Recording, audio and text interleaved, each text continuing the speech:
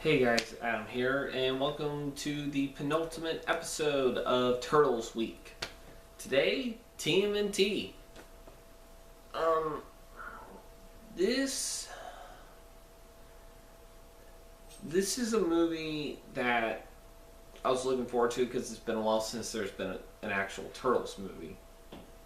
But at the same time, I was a little disappointed because it was animated.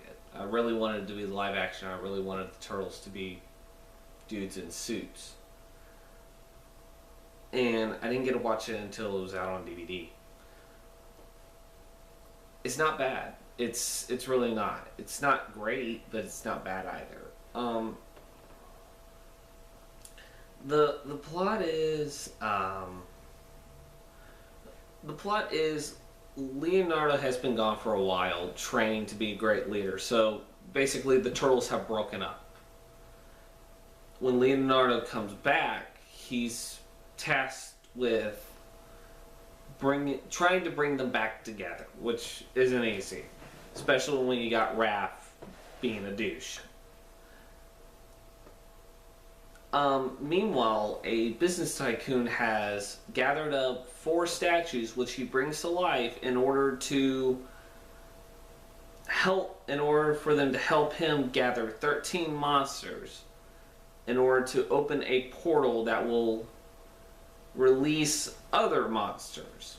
And he also has the help of the Foot Clan minus the Shredder. And so the Turtles have to try to become one again in order to defeat him.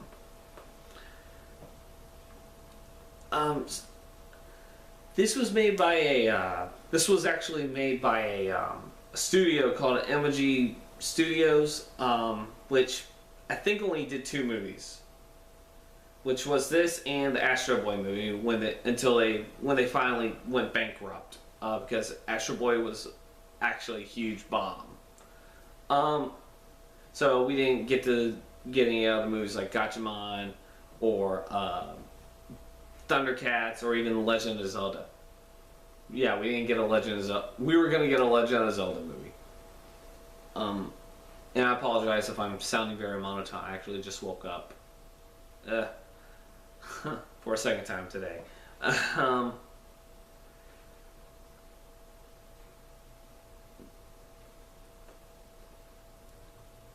It's not, like I said, it's not bad. It's just not great.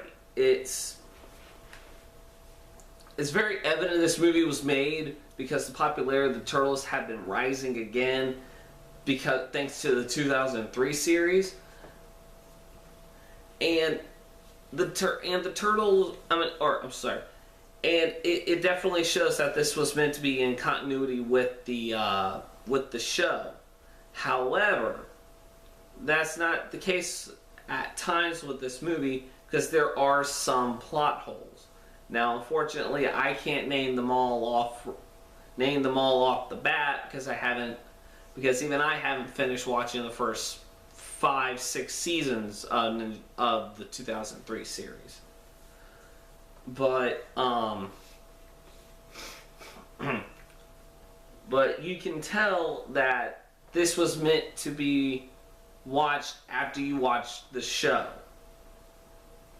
But for those who don't watch the show but want to watch the movie, it's going to be a problem because there are plot holes. There are plot points that aren't really explained. Like, why did Leo leave?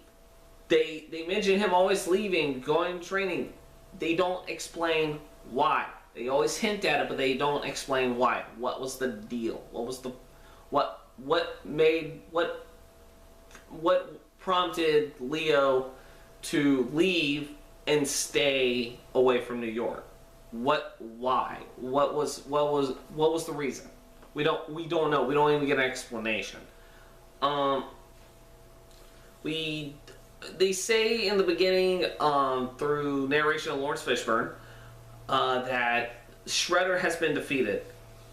Again, I assume this is after like some sort of event in the show. I don't remember which one it is, but again, they don't explain. They don't really explain what happened. I'm not saying everything needs to be explained, everything needs to be exposition, but I would like a I would like to be in the loop here. I would at least like to be thrown a bone here anyway, as to what is going on with some of this, with some of the backstory.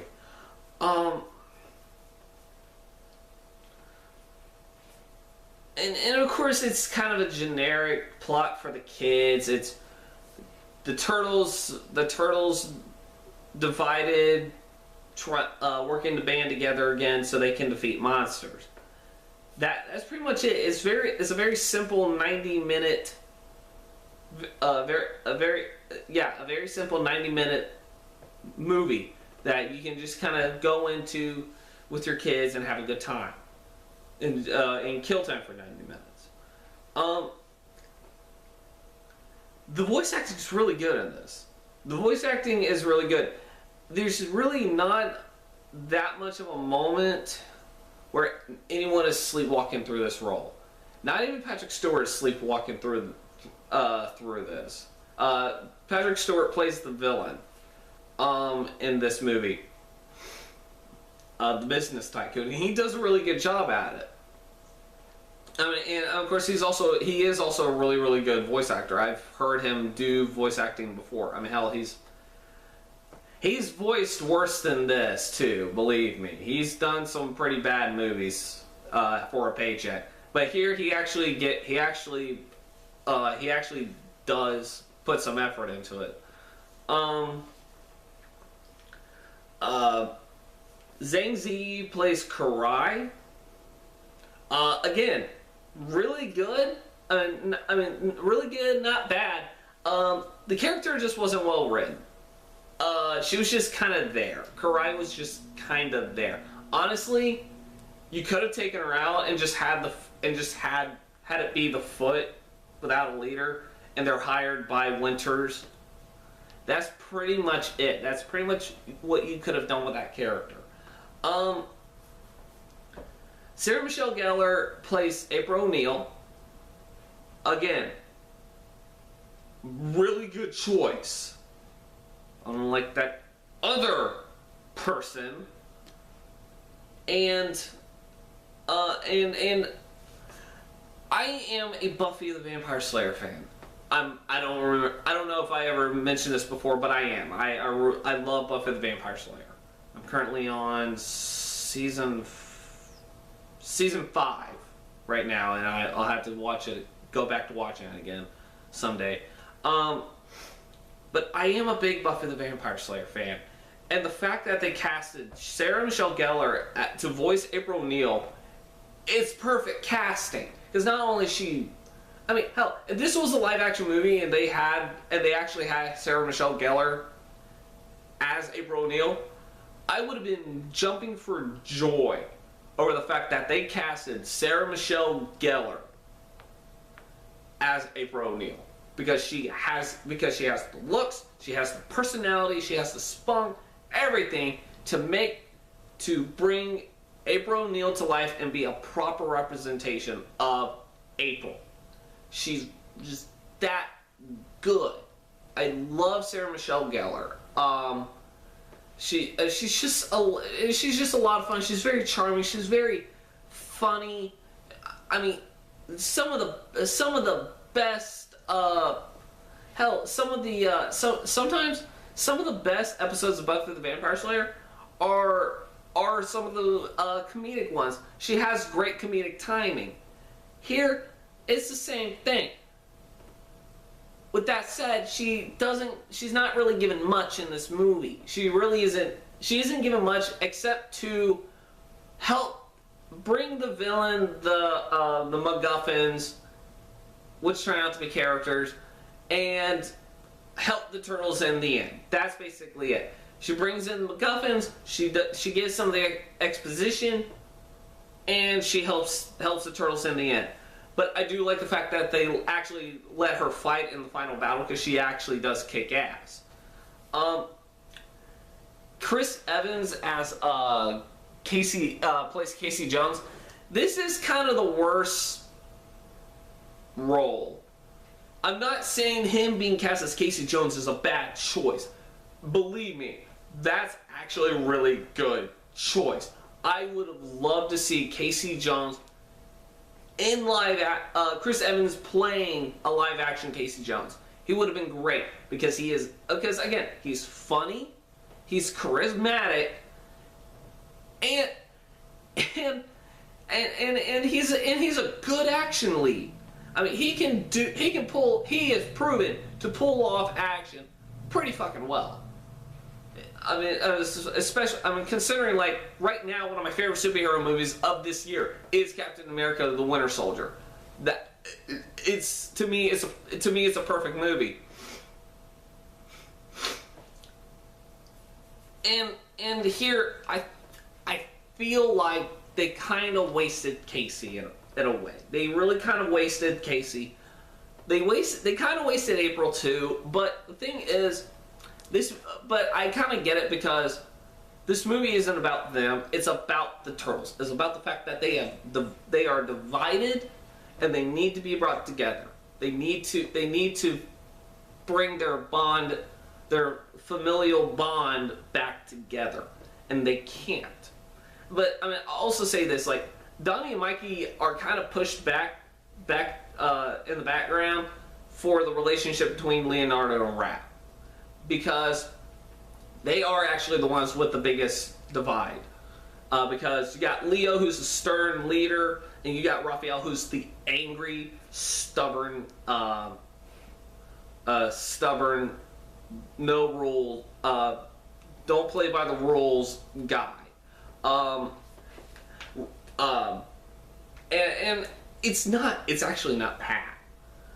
With minus, if you leave out the whole, I mean, if you just kind of ignore the fact that the plot point of Leo leaving is never really truly explained, the dynamic is really good, and that's because of the voice acting. The voice acting is fantastic because they brought back the guys who voiced the Turtles in the show. They're really, and you can tell that these guys are treat each other like brothers. You can tell that they know how to be brothers. Again, this isn't a paycheck for them. This is them being the Turtles. This is them being the TMNT. They are brothers in this, and you can feel that. The designs in this movie are really good. The turtle designs are good. They're simple, and yet it's a little different. It has a very angular look to them. They do look really, really good. I really like them. Hell, Splinter looks really, really good.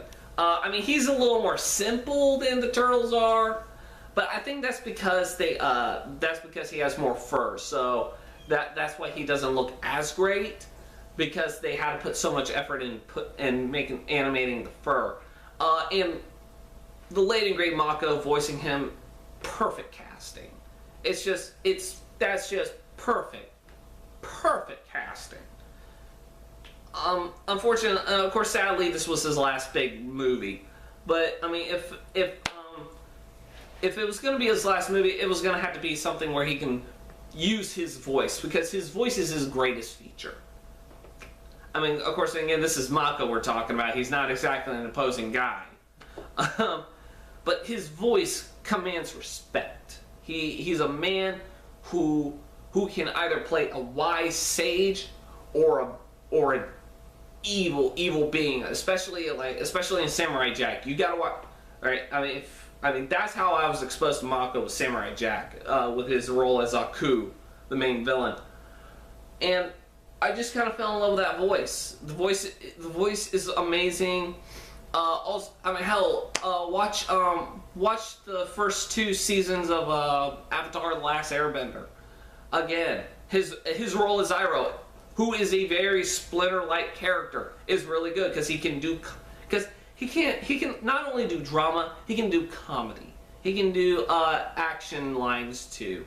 it's just they were just great performances. It was so sad to see him go, but the fact that this was his last movie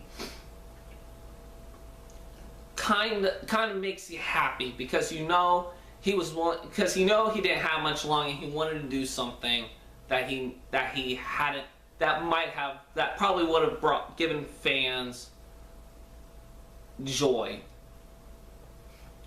I know the nostalgia critic didn't get any joy out of it, but he's already gotten his ass shit out over it.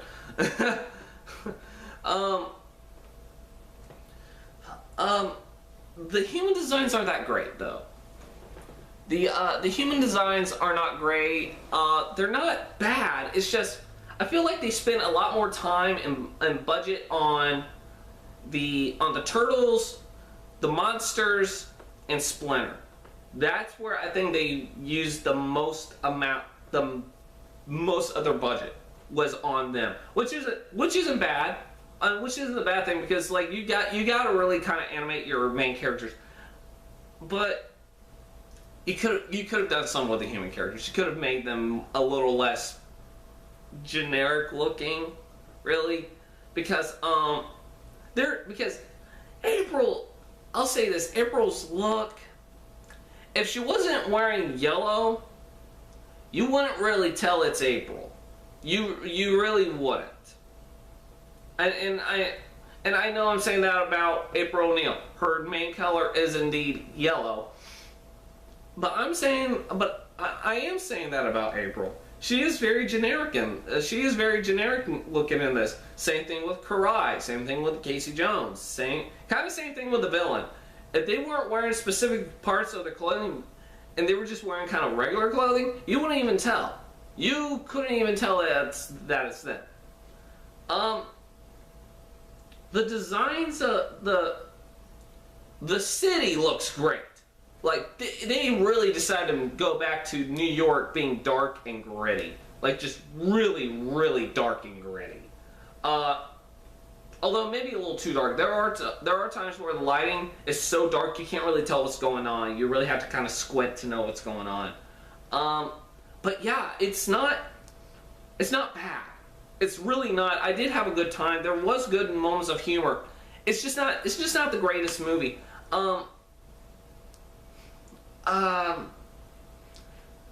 Final score, and I'm gonna go ahead and give this because camera's almost at 20-minute mark and I'm tired, still tired. Final score, I give TMNT a 6 out of 10. I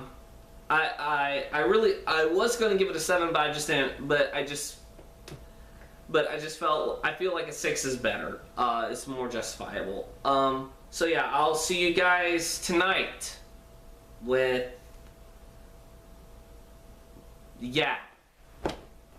Bye.